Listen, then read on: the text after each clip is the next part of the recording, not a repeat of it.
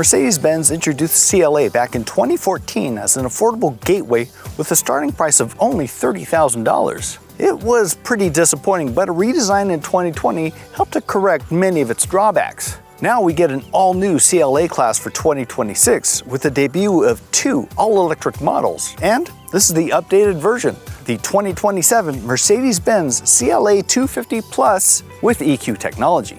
Before we hop into this review, do us a favor, hit like and subscribe to get all of our latest content. For 2026, the all-electric CLA models were sold alongside the previous gas versions, but that all changes for 2027 when they're replaced by the new third-generation hybrids. Even though this new third generation is all-electric, it has a lot of traits that make it look like the traditional CLA. But there are still some differences. Up front, we have this blocked out grille, which is emblematic of Mercedes-Benz EQ all-electric vehicles, but it doesn't look as melty or as kind of schmooey as some of those other EQE and EQS models. We also have this light bar that spans from headlight to headlight, which sort of accentuates the horizontal width of the vehicle. Down the side, this new generation retains a lot of the CLA character with its coupe-like roofline. It does grow, but only about an inch in overall length, and helping to slim things down are these flush-mounted door handles. Around back, the rounded tail from the old CLA returns, but it's accentuated with this light bar that mimics the front. In the corners, we have some Mercedes-Benz three-pointed star logo inspired taillights, and I think are just a little too gimmicky, but overall, I like the design of this new CLA, but what do you think? Let us know in the comments below. This entry-level CLA 250 Plus has a single motor driving the rear wheels. Unlike a lot of EVs, this has a 2-speed transmission, which allows for snappy acceleration but also improved efficiency on the highway. It's fed by an 85 kilowatt-hour battery, which is good for 374 miles by the EPA's estimate. I did a range test on this though, and got well over 400 miles. Altogether, it makes 260 horsepower and is good for 0 to 60 in about 6.6 seconds. There's also the CLA 350 4MATIC with dual motors and all-wheel drive. That gets knocked down to 312 miles of estimated range, but gets an increase to 349 horsepower and should get it to 60 in only 4.8 seconds. The CLA is capable of DC fast charging at rates up to 320 kilowatts, which should get you from 10% to 80% in only 22 minutes. As an added bonus, you get 2 different charge ports. You get the new NACS charge port, which is Tesla inspired, as well as the traditional level 2. When it comes to acceleration, it's pretty much as expected for an EV. It's brisk and feels a lot quicker than the 6.5 seconds that Mercedes estimates. And that's because it's so responsive off the line. And one thing I wasn't expecting was how loud this is. There's an oddly noticeable amount of white noise just from the running gear, but there's also a noticeable amount of road noise coming off the tires. Now that's prevalent even on some of the smoother asphalt. When it comes to handling though, it's about what you'd expect for an EV also. With the weight so far down in the frame, it has a lower center of gravity, which makes it feel more agile. Definitely more agile than you'd expect from a 4,500 plus pound sedan. One thing I also noticed was it has a fairly stiff ride. That's somewhat uncommon for Mercedes, but for the CLA, it sort of makes sense to give it a stiffer suspension for slightly sportier handling. And it is somewhat entertaining to drive on this twisty road. For the most part, the brakes feel just the way they should. There's no real noticeable transition between brake regeneration and the actual pads, but in one panic stop situation, I did notice the pedal felt disarmingly soft. One pedal driving is possible thanks to these paddle shifters on the steering wheel, and it'll remember your setting the next day.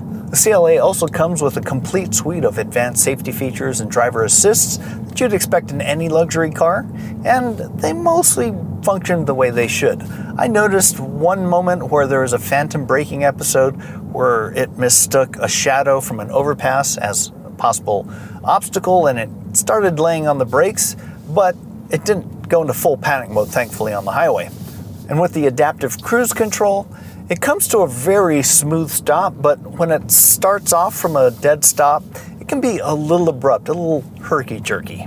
And finally, with the highway drive assist, where it combines the lane centering and adaptive cruise control, Well, on longer road trips, you're gonna have to make sure you have both hands on the wheel at all times.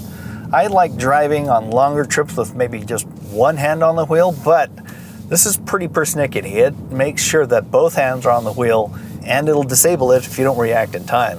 All in all, this CLA drives really well. I'd be curious to see what the standard 17-inch wheels feel like, because I think it's maybe just a little too stiff with these 19s, but overall, it's pretty impressive, especially for the price. But there's a lot to talk about with the interior too, so pull over and talk about that.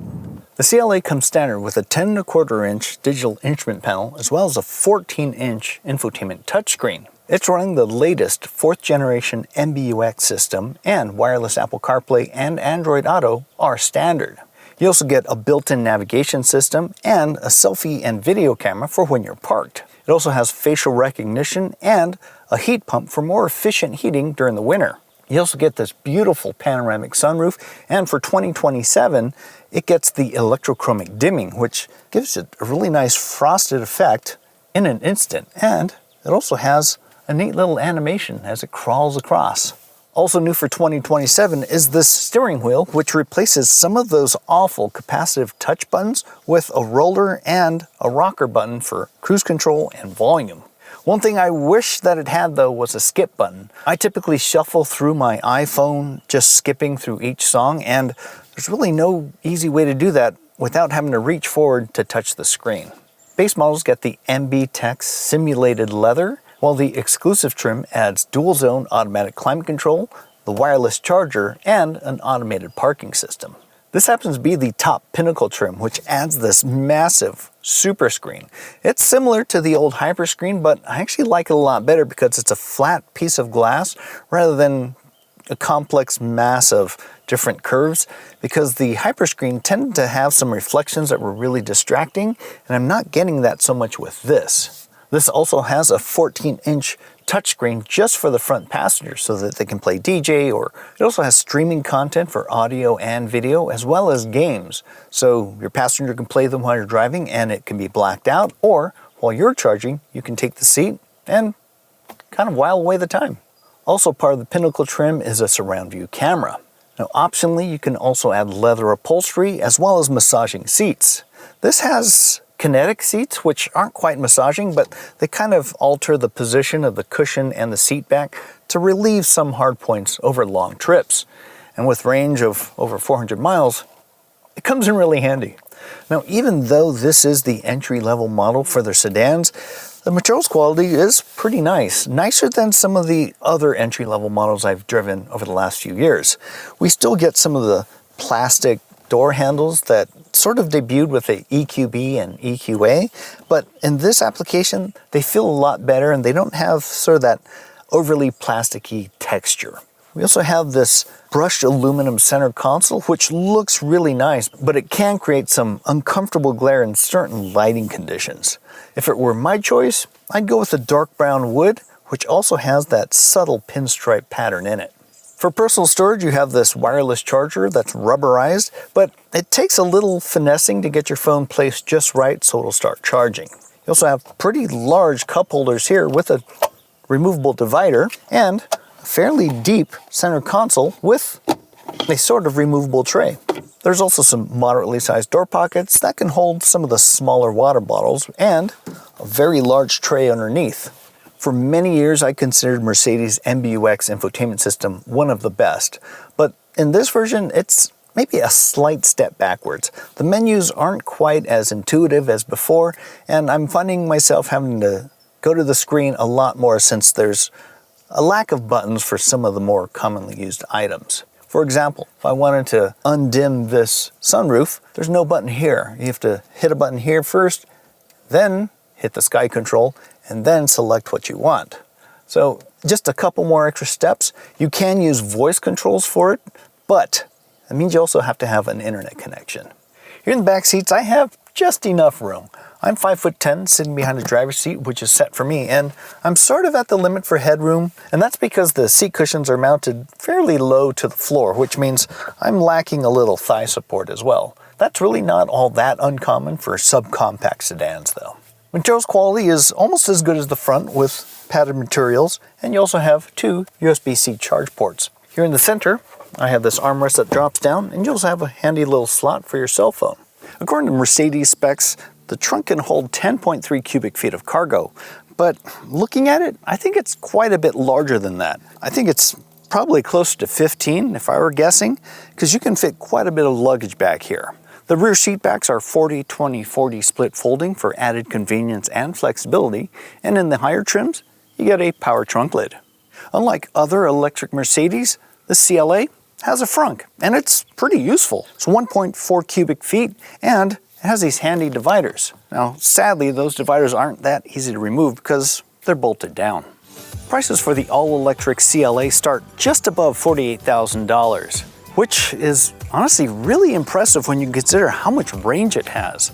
To get 400 plus miles out of something that cheap, well, that's not all that common. Now, as tested with all the bells and whistles, this is just above $60,000. And honestly, I don't think it's worth all of that money for all of those little add-ons and doohickeys. I'd honestly be happier with the base model and rear-wheel drive. Now, compared to other luxury all-electric sedans, there's the BMW i4, but that actually starts right where this leaves off, right around $59,000.